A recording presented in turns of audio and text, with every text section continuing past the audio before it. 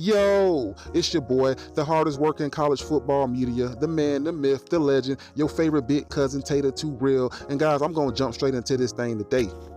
I want to talk to you about Florida State football. At the time of this recording, Florida State is currently sitting at number 16 in the recruiting rankings, according to 247sports.com.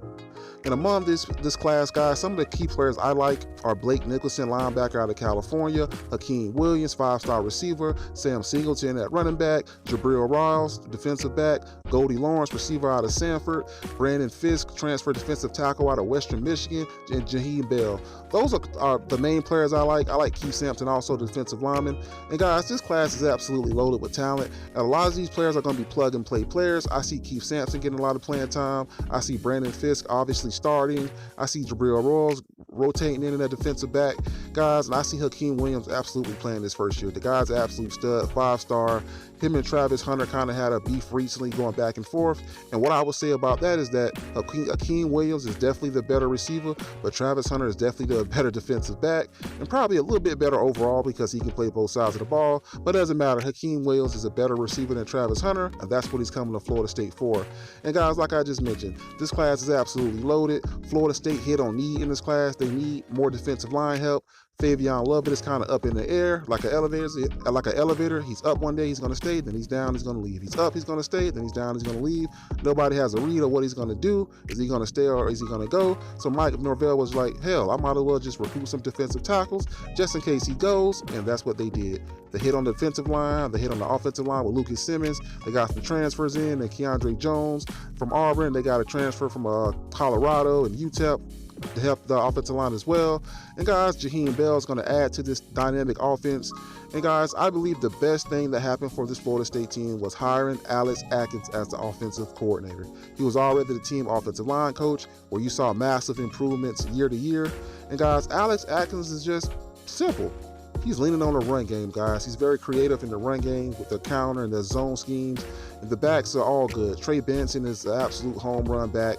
I can't believe he didn't play more at Oregon. I heard it's because of injuries, but I can't believe the guy didn't play more at Oregon when he was healthy. And guys, they're loaded at backfield. Lawrence Toafili, they got Sam Singleton coming in. They're loaded at the backfield. They're good there. Don't need no help there. Offensive line is still going to be solid next year. Guys, they're retooling. They're bringing more guys in. They got a couple guys that are going to be back returning. And guys, like I just said, the main position I feel of need for the Florida State Seminoles was defensive line. They need to replace some guys. As I just mentioned, a couple guys that's up in the air. And I also mentioned, guys, Robert Cooper won't be back. Jarrell Jackson just transferred to Michigan State. And also losing, I'm missing one, Amari Gaynor. He's going to West Virginia, I believe. So, guys, they're going to need help on the defensive line, so they address that need.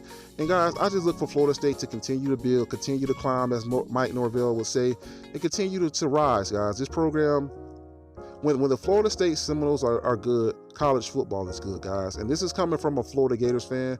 I'm a lifelong Gator fan. I bleed orange and blue, guys. But when the Florida State Seminoles are good, college football is just better, guys. It's like when you hear that fight song, when you see the band start playing when they score, you see how electric it is in Doak Campbell, guys.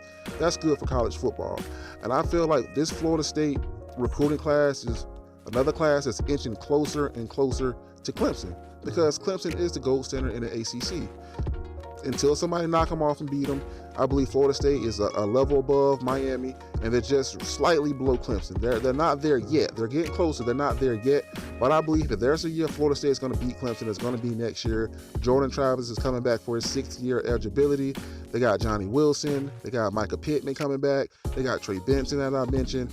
They're going to be returning a lot on offense, so this offense will probably be averaging north of 30 a game next year, guys. It's going to be all about the defensive line and how they develop and the players they get there, and it's going to be also dependent on the back end, guys. But other than that, guys, I expect success for Florida State in the future and evermore. Mike Norvell blew my expectations up. I thought he wasn't going to do this good, guys. I'm not going to lie to you. But Mike Norvell is an elite coach. He is an elite recruiter. He was able to get Lucas Simmons from Florida, guys. He was able to get Lucas Simmons from Florida. He was able to get another guy like Hakeem Williams from all the big programs, Georgia, the USCs of the world, all those schools. He got Hakeem Williams. So he's an elite recruiter, and I expect nothing but big things from Florida State in the future. You guys tell me what you think about this Florida State recruiting class, sitting at number 16, and it's talented and dynamic. But this is your boy Tater Too Real, and we always keep it too what? Too real. Holla.